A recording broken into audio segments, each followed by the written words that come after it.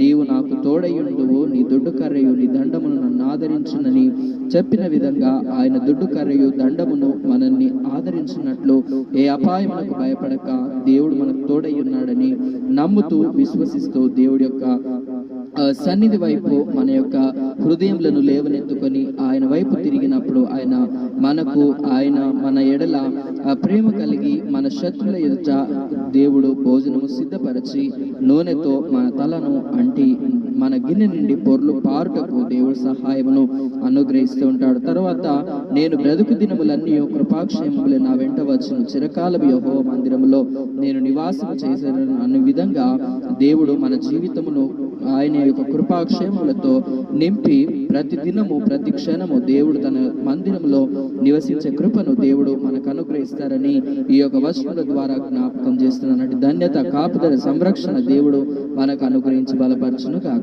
ఆమేన్.